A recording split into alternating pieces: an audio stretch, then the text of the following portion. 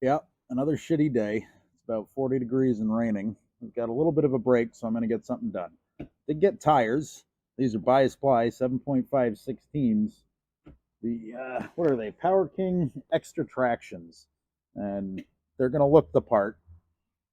So I'm happy with them. But a couple of things I want to get done. One, the rear shock mounts need to be undone. There's a bracket on the frame, which I'm going to show you, that will often snap, and the shock absorbers are, they're done. So, going to get that undone. Going to drain the coolant. Going to drain the engine oil, and there's coolant in the oil, which we're going to talk about.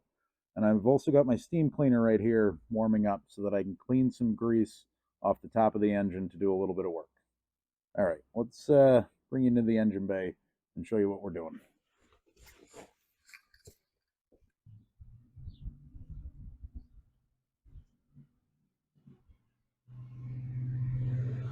All right, here's the most amazing thing.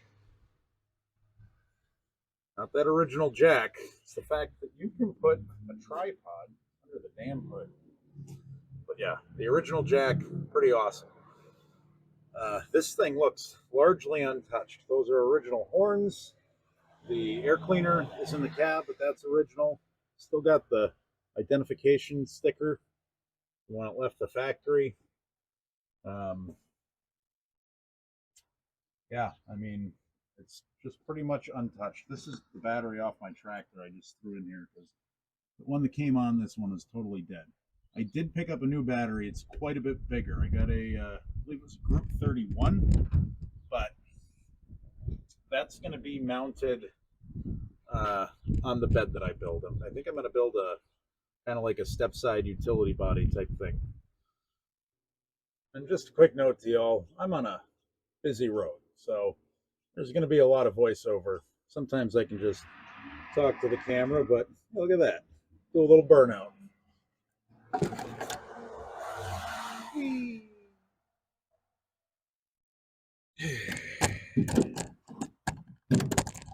Where was I? Trying to get the tripod back. Okay, so as I was saying, sometimes talking to the camera is a little bit hard because of the noise situation where I live. So there will be some voiceover, but I want to pull the dipstick. When I went to look at this truck, it was advertised as will run with a carburetor and a battery. And so I put some cables to it and just sprayed a touch of ether in it, and it did start up and it idled for a couple of seconds, and then we had a geyser of gasoline coming out of the carb overflow. So, that carb's done. Needs a total rebuild or a replacement. But I checked the oil before I started it, and the oil was, maybe about that much over the full line. And now it, you know, it's got all of it, just a ton, and milky. Still got some lubricity there. I don't think we did any damage, but we've got a problem. So I don't think it's going to be major. I don't think it's going to be a cracked block. And the reason I say that is I think if it were a cracked block, it wouldn't have idled as well as it did. Um, suppose if it was just in between a coolant and oil gallery, that's not necessarily the case. But my plan is to clean all this grease off the top so that I can pull the valve covers, the carburetor, and the intake.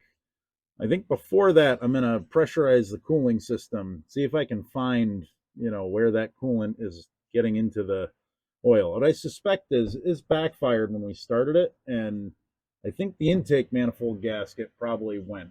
And so it probably was just pouring coolant down into the intake valley as it was running. But again, that was a very short duration. So I guess we'll dig into it and find out.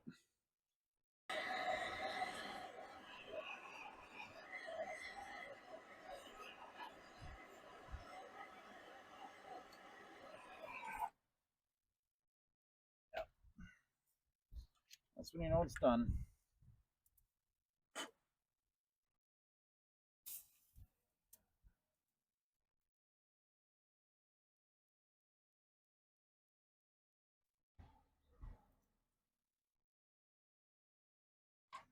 Tell you, this Freol sure smells like it works. I don't know if it's any better than the rest, but my buddy Tommy sells it and he swears by it.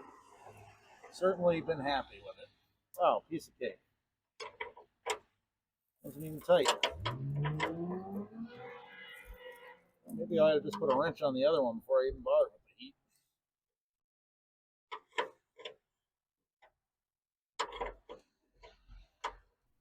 Well, while I was back there, I went ahead and sprayed the rest of the bolts holding the leaf springs and shackles on with some penetrating oil. Probably not going to be dealing with those bushings to start, but I will be down the road, so might as well let the penetrant start working. Also, you probably noticed that this truck has split rims on it, and I have, regular one-piece rims from an Econoline van that are on that 68 F250 chassis. So I'm just going to swap those out and use the non-lock rims for now. I've heard they're real dangerous. I've never dealt with them firsthand.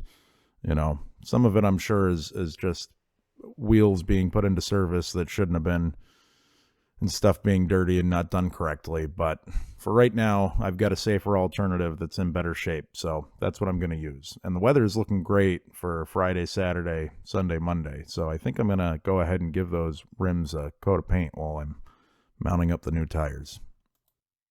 All right, this is one of the reasons I love steam cleaning. I don't have to go bonkers covering everything up because there's very little water that actually comes out of this.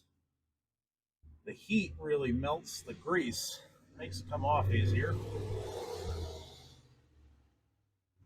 Bit of detergent helps. Yeah, that'll work. All right, I'm gonna get these plug wires out of the way. I already have new ones, and no sense fighting them. Wow, that was easy, easy, easy.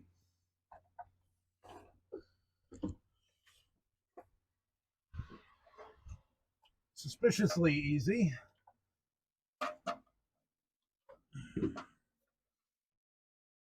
Yeah, just want to pop it now.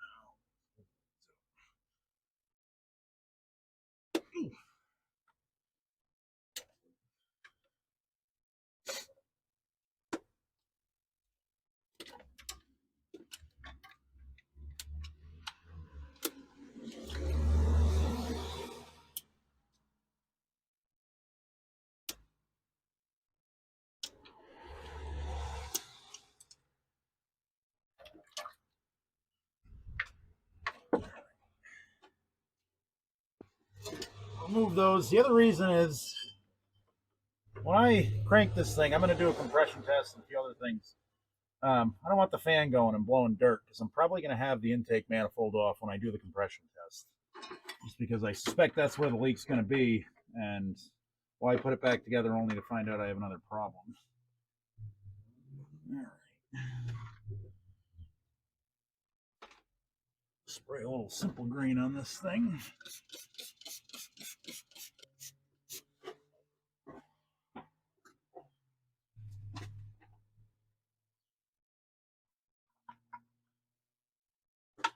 Right, the air hose, I don't think I need the scraper. I'm going to go to the nylon bristle brush.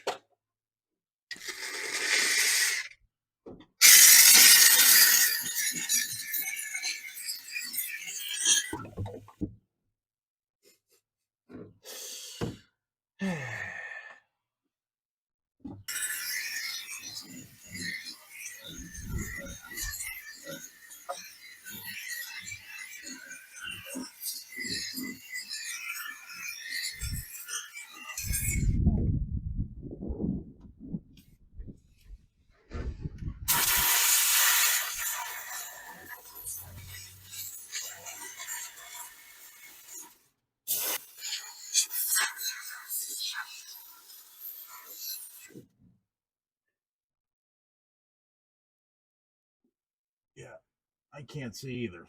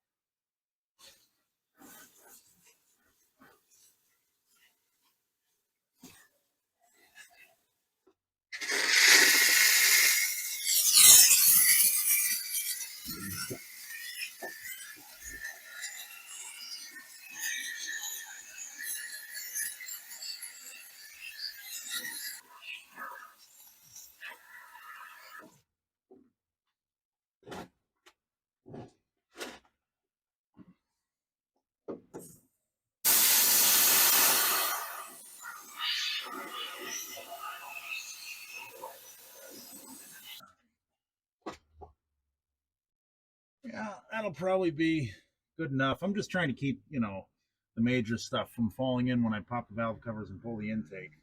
Obviously, once the carb and distributor are out and these hoses, I can get in there and clean a little nicer, but it was just full of crud. So I'm going to call that good. I guess next yeah, that's clamped from the bottom. I guess I'll drain the cooling system, just a little 5-gallon bucket under there, and then I'll do the engine oil. All right, change of plans because we're just dripping down in our catch buckets, and I want to examine what comes out. So I've been doing a little bit more steam cleaning on the fenders. You can see where I didn't get in the back versus where I got there. This thing was pretty filthy. It was so uniform, it just looked like paint. Did a little bit on this side. I'm going to keep going with that because I've already got a head of steam in the cleaner, but it's just fogging up the phone camera, and yeah, it's getting kind of dark to get a decent shot anyhow. So tomorrow you'll get to see this engine bay when I do the next video. Till next time. Well, I went ahead and snagged the photo this morning so you wouldn't have to wait till tomorrow. I know it's another day of cleaning, but that thing was absolutely filthy. And, like I said, I want to keep the dirt out of the engine, but also it's just going to be a lot nicer to work on, where I can lean over the fender, not immediately be completely covered in grease. So another day down, 28 to go. See you soon.